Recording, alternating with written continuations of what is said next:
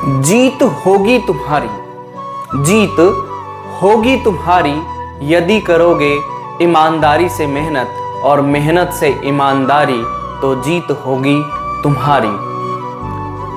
मेहनत बताती है कि परिणाम क्या होगा, मेहनत बताती है कि परिणाम क्या होगा, वरना परिणाम तो बता ही देगा कि मेहनत कैसी थी, कि आपकी मेहनत कैसी थी।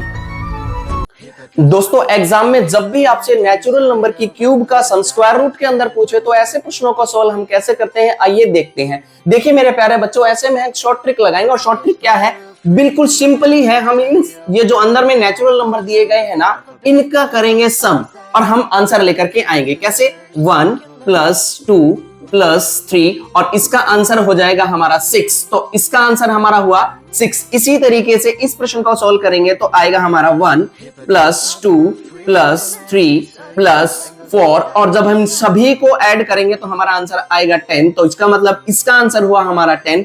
तो इसी तरीके से इसका आंसर क्या आएगा आप कमेंट में मुझे करके बताएंगे।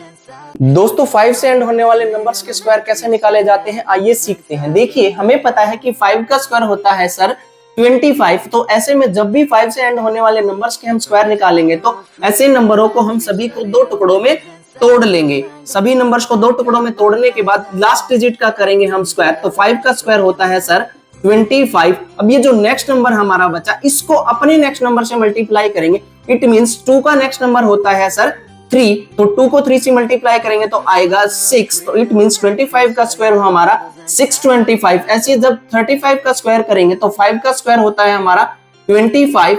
3 को अपने नेक्स्ट नंबर 4 से मल्टीप्लाई किया तो आया 12। इट मींस 35 का स्क्वायर हुआ हमारा 1225।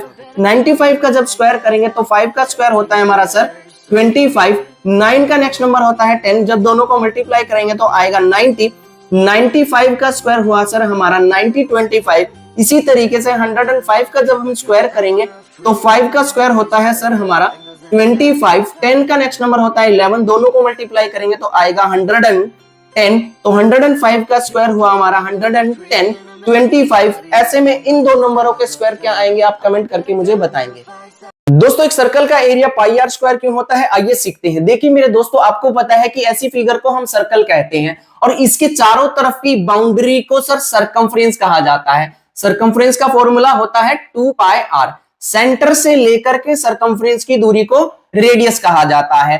ऐसे में जब इसके एरिया की बात करेंगे तो हम इसको कुछ टुकड़ों में इस तरीके से तोड़ लेते हैं। तोड़ने के बाद हम इसके सभी पीसेस को निकालेंगे और इस तरीके से एक सीक्वेंस में हम इसको डाल देंगे। सभी को एक सीक्वेंस में डालने के बाद आपको दिखेगा कि सर ये कुछ रेक्टेंगल टाइप का बन रहा है, और रेक्टेंगल में जो सरकमफ्रेंस है वो आधी नीचे आ गई है और आधी ऊपर चली गई है, और जो सरकमफ्रेंस आधी है वो हमारी लेंथ ऑफ रेक्टेंगल के तरीके से बिहेव कर रही है, और जो रेडियस है वो हमारी ब्रेथ ऑफ रेक्टेंगल के तरीके से बिहेव कर रही है। तो हाफ ऑफ सरकमफ्रेंस होता है सर 1/2 2πr। जब 2 से 2 को काटेंगे तो आएगा हमारा πr। इट मींस इस रेक्टेंगल की जो हमारी लेंथ बनी वो बनी πr, और जो ब्रेथ बन रही है वो हमारी सर बन रही है r।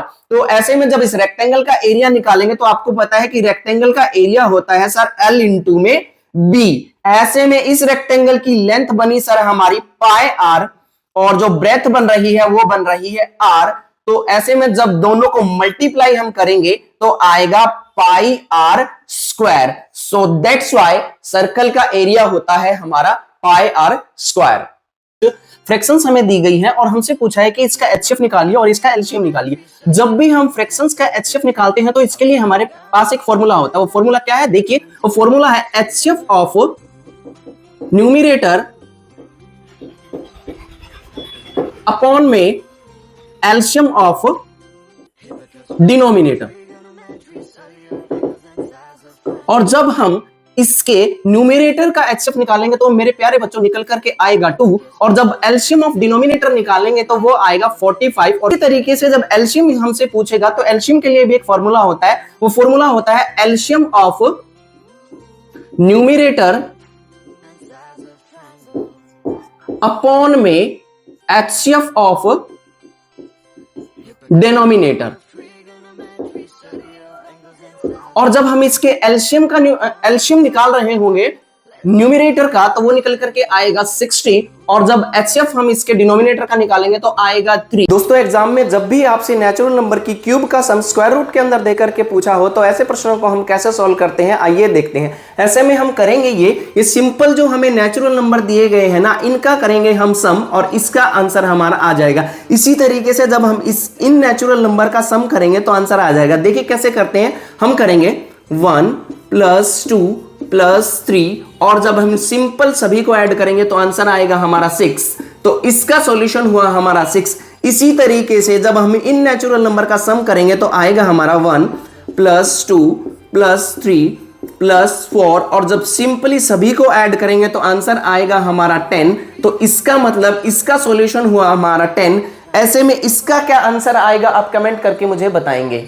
बच्चों एग्जाम में जब भी इस तरीके का प्रश्न आएगा तो किस तरीके से हम सॉल्व करेंगे आइए देखते हैं। यह जो अंदर में 56 नंबर दिया गया है ना मेरे बच्चों, इस 56 के ऐसे दो टुकड़े करेंगे जिनको मल्टीप्लाई करने पर तो आए 56 और डिफरेंस करने पर आए 1। तो सर 56 के ऐसे दो टुकड़े हैं हमारे 8 और 7, जिनको हम मल्टीप्लाई कर रहे हैं तो आ रहा है हमारा 56 और जब हम दोनों का डिफरेंस कर रहे हैं तो आ रहा है हमारा 1 आंसर। जब भी यहां प्लस का साइन होगा तो बड़े वाला आंसर हो जाएगा और जब भी यहां माइनस का हमारा साइन होगा तो हमारा छोटे वाला आंसर हो जाएगा।